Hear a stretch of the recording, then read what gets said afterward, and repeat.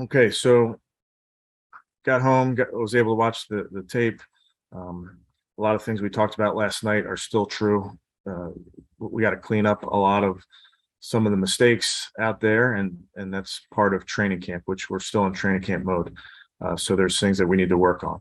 On the injury front, Nick Harris is likely going to need surgery, which would end his season. We're still gathering information though there, so I want to make sure that we have all the information before we come to that conclusion. Um, Other than that, I'll happy to answer any questions. Thank you very much, Coach. Our first question will be from Ashley Bastock.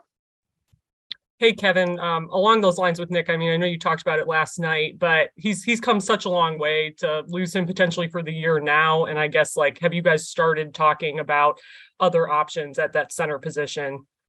Yeah, Ashley, well, first to the first part of your question, all these injuries stink. You don't like anybody to get injured. And Nick certainly is a guy that's been working so hard this offseason. So really hoping that it's not a season-long thing, but because the kid just works so hard. When it comes to roster-related things, that's where Andrew and his crew work at that. And I will tell you, Ethan went in there and did a really nice job, and he's been with us since April. We went out and got him for a reason, and excited about what he did last night. And then just one defensive question. I mean, Martin Emerson last night, I think on that one play on that pick six, you saw, his length and his physicality, which is something he's been praised for. I guess just how far have you seen him come in these few months since you've gotten to know him? And is this kind of, I know it's a small sample size, but is this like the impact you envisioned he could make? Yeah, I would say small sample size. I do think it's you have to point that out. I just want him to take the practice field to the game field. I think that's what he did last night. Needs to continue to do that. I think we've talked about him really since we got him. He's a very, very diligent kid. He wants to get better. He spends a lot of time in the meeting room, on the field, extra time on the field, because he wants to perform at a high level for us. And I think within that big play he made, I mean, that's a snapshot of his skill set on display, being physical with the receiver, making a great play, taking the ball away, and then showing his speed really on that return. So I know that's something coming out. Wasn't a guy that intercepted a lot of balls, but it's just a matter of, do you have opportunities and can you make plays on the ball when they come your way? Thank you, Ashley. Let's go to Daryl Ryder.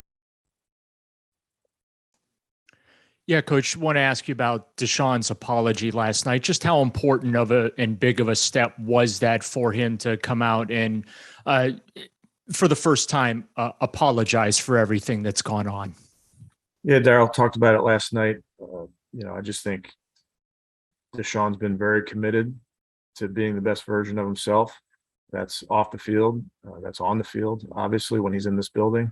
But more so, I do think he wants to learn and grow as a person. That's important.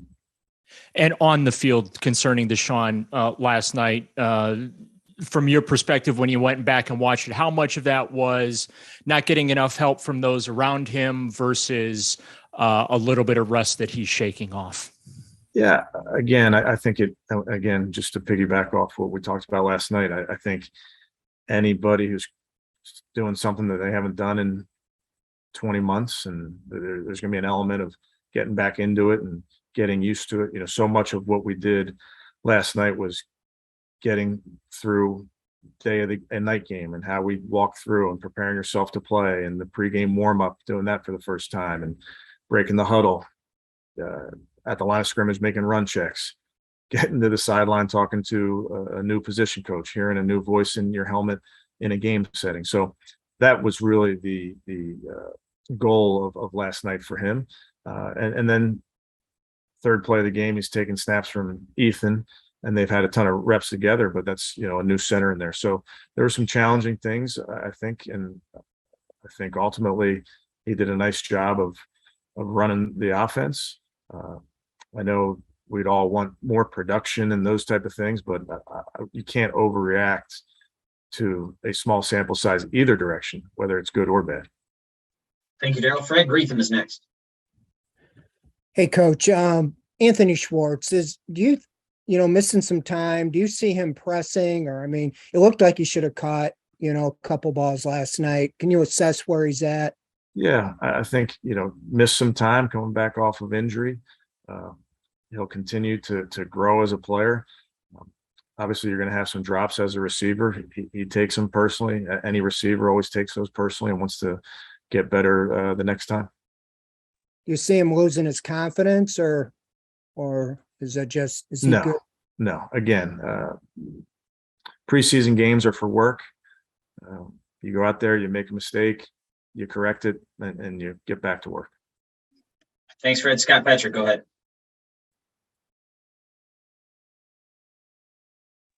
Hey, Kevin, I know you referenced it last night, but starting tomorrow, will Jacoby now receive the bulk of the first team reps? Yes. And that's been the plan really from the beginning, is just to at some point let Jacoby get the majority of them, still work Deshaun, still work Josh Dobbs, still work Josh Rosen, but Jacoby will get the majority starting this block. And a lot of his teammates have spoken highly of Jacoby. How smoothly do you think the transition will be to him as kind of the leader of the offense now? Yeah, I mean, Jacoby's gotten a lot of reps to date. I go back to a 9-week offseason program. The weeks we've been together, he's gotten a ton of reps with the ones, with the twos, even the way we structure our routes versus air individual period. He's gotten a lot of reps with the quote unquote ones and the twos. So he'll keep on that same process and making sure he's running the show when he's in there. He does a nice job in the quarterback meeting room with those guys. So I just think this is also the natural progression for him moving forward. Thank you very much, Scott. Mary Kay Cabot, go ahead. Yeah, Kevin, obviously JC had done a nice job for you guys for the past few years. He's still kind of out there and wondering, will you guys give him a call and maybe bring him in and see if he can help you out this season?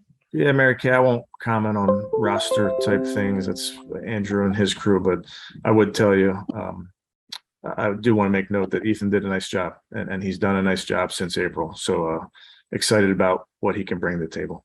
Okay, thank you. Thanks, Mary Kay. Jeff Shadell will have our next question.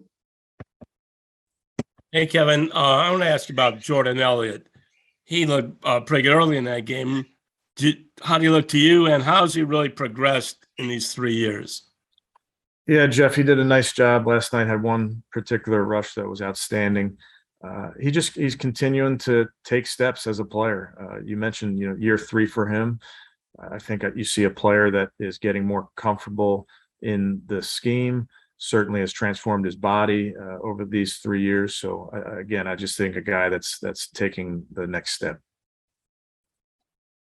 Thanks, Jeff. Marla Rydnow, please go ahead. Yeah, Coach, I just wanted to ask you about Ethan. What is his strength as a player? Is he a finesse guy? Is he, tactician? I mean, what could you tell us about, what stands out about him? I don't know how many offensive linemen that want to be referred to as finesse. He's a physical football player. He's a big center. He's got really good size, has played a lot of football in his career. So for us, Marla, it's just getting him good exposure to what we do, which we've been doing since April. I think he's done a nice job with Coach Callahan and Coach Peters in understanding our techniques. So I really think we have a guy has done that in some big moments. And people talked about, linemen talked about how Nick could, move and, pull and all. I mean, can Ethan do any of those kind of things? Yeah, I think we'll definitely play to our players' strengths. No two players are the same. They sometimes share similarities and those type of things, but we'll ask Ethan to play like Ethan and not play like somebody else. Thanks, Marla. Scott Patrick, back to you. Hey, Kevin, I don't think we talked to you since Jakeem went down. You had that statement, but what kind of ripple effect do you think that injury could have on the roster? Because it wasn't, he was both returners and a receiver. Yeah, I think all that remains to be seen, Scott. We have some guys that can do those jobs, punt return, kickoff return. We'll kind of look at some other guys as well and see who can provide us some meaningful reps there. So I think those are the things we're working through as a staff, but it does go back to that point on versatility and having multiple guys that can do multiple jobs. The fact that Jamarcus got all the reps at the return spots last night, does that, like, is he the first choice or just happen to be up in the rotation? Yeah, I wouldn't say that. I'd say there's a bunch of guys that we're going to work in there. Thanks, Scott. Dale Ryder, go ahead. Yeah, Coach, I wanted to ask you about Jerome Ford, and just obviously he flashed last night with the 2 touchdowns and he had that big run, but just what have you seen from him in camp, and did what he do in the preseason opener to kind of really, I guess, validate that hard work we see from him every day? Well, I think we were excited when we got Jerome in the first place. We identified him pretty early in the process as a guy that would be a fit. With training camp, it's hard to evaluate running backs when they're not getting tackled, but his skill set shows up in practice as a runner with really good feet, as a pass receiver. So what he was able to do in a live setting, in a game setting, was really what we would expect. So young player, was not perfect, made some mistakes that we have to clean up. Thank you, Daryl. We'll take one more question. Mary Kay Cabot, go ahead.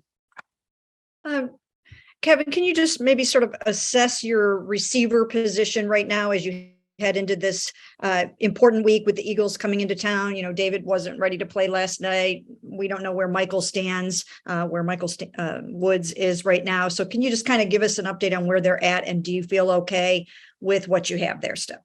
Yeah, I think, Mary Kay, we got to get the guys back from injury that we can get back. You mentioned David and Michael, and then continue to progress. I think we have a bunch of guys that can be versatile, can do different jobs. So for us, it's back to putting guys in the formation, moving them around in different spots where they can make some plays. But in terms of making a blanket statement on the whole group, I just think we have a bunch of work to do. In terms of Michael, real quick, you had mentioned when he first got injured that he was going to miss some time. I'm sure he's making progress, but is he still going to be probably out this week? Yeah, he's out this week, but he's progressing. But he's out this week. Yes.